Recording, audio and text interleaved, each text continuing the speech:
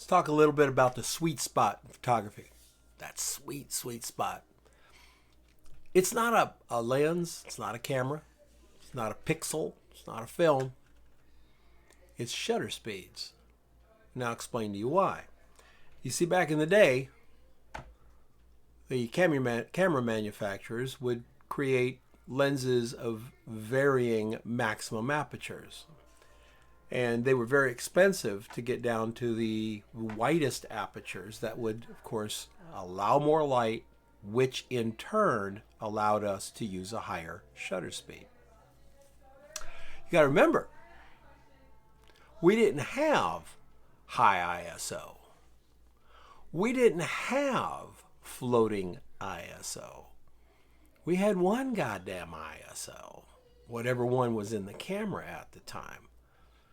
And that ISO drove aperture, but more importantly, shutter speed.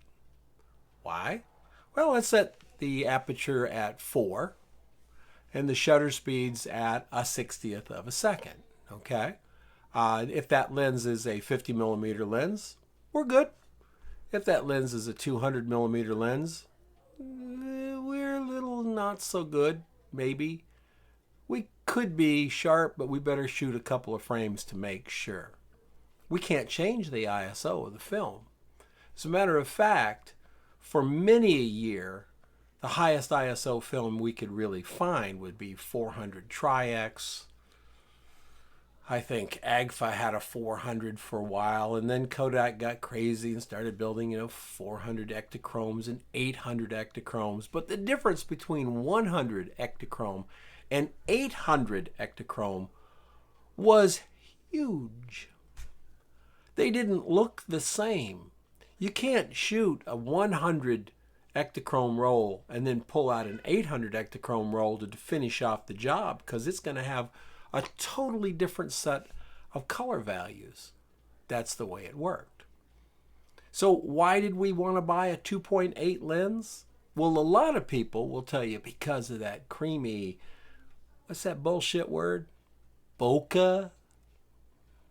What a joke. The area that's out of focus because of the wide aperture. That thin focus area leads to that out of focus area. Now, some lenses do handle that better than other lenses, and I've been told, well, that's what bokeh is. Yeah, I got a bridge for you too, pal. Here's the deal. A 2.8 lens at 1/60th of a second becomes a 1/125th of a second at f2. So a 2.8 telephoto might be fine, but when you're shooting with ISO 100 film and it gets a little bit dark, and now you're shooting at 1/60th of a second on that 200 lens, going to f2, having an f2 to go to, didn't mean you got more bokeh. It meant you got a whole nother shutter speed. You went back up to 1/125.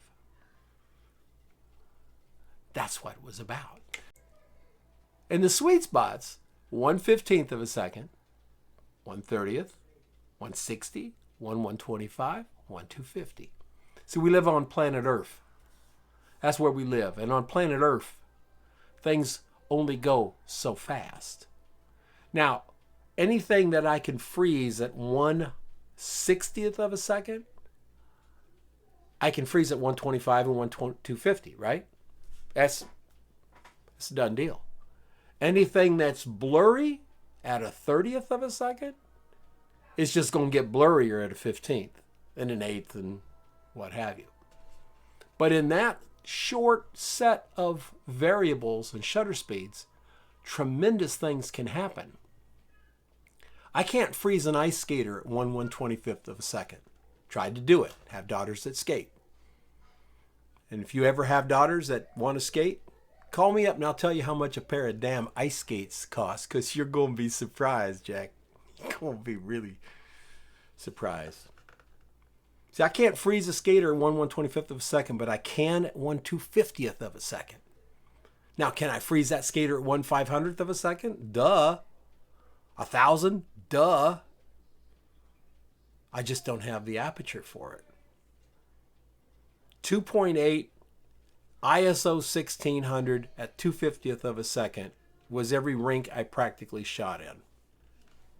Okay?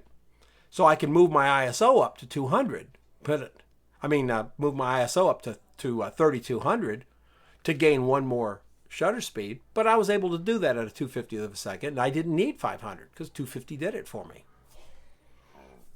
If you're doing a shoot and the sun's going down, and all of a sudden you're at a 30th of a second and things are feeling a little blurry, you know any moment now, sun's going to go down a little more.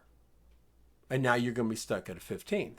But if the lens had one more stop, you could stay at a 30th for a little bit longer. Or if it had another stop, you're not at a 30th at all anymore, you're at a 60th. Now I'm talking about film, folks. I'm not talking about digital. Let me explain. I'll get to it. There's a tie-in, but you got to be, patient, because I'm old, I'm cantankerous, and I'm getting to the point. So there was a real reason for you to buy an f2.8 200 millimeter zoom when film was there. And now film isn't there. And all those restrictions that film placed on the sweet spot of our shutter speeds, gone. We don't have to worry about it anymore. If it's shooting a 200 millimeter and we're shooting at ISO 100, and we're shooting at 2.8, or let's say we're shooting at 4 with a lens that costs half as much. We're shooting at 4. So sun's going down, we bump the ISO to 200, we bump the ISO to 400, we bump the ISO to 800, and on a lot of really good cameras, we can bump it to 1600, and on some very special cameras, we can bump it to 3200. But the thing is, we can bump the ISO. We have a new floating point that we can change that we didn't have before. And so there was the rush on for those high-speed lenses because it gave us one more notch in shutter speed. Yeah, there's some bokeh effects as well. And there's some other nice things about the fast lenses. Being able to look through the lens and seeing a lot more clearly what's in there. A 51.2 millimeter lens, for instance, is an awesome lens to look through. It's almost brighter than reality, if you can imagine. It's just awesome. But don't tell me you bought it for shutter speed, because you didn't. You didn't need to. You got floating ISO. Now you're going to stand there and tell me you bought it for the incredible razor-thin depth of field. No, you didn't. The difference in depth of field between a 1.4 and a 1.2, negligible at best. As a matter of fact, you can go up online to a depth of field calculator and just check it out yourself. You put the 50 millimeter 1.4 at 6 feet then you'll see the depth of field. Then you can change it to 1.2 and you'll see the depth of field, and it changes by, a third of an inch. So if you spend an extra $1,500 for that third of an inch, good for you. I bet it's awesome on your pictures. But it's just liquidy bokeh. Bokeh. But the sweet spot was something that came about in film photography, and it no longer exists. I'm not telling you at all that, you shouldn't go out and buy high-speed lenses, fast lenses. I'm not saying that. I'm just saying that you might not need them as bad as you think you do. The difference between a Canon 80 to 200, or is it 72? My old one was an 80 to 200. 70 to 200, 2.8, and a 4 f4 lens, the same length, is a lighting kit. In some cases, it could be an extra body.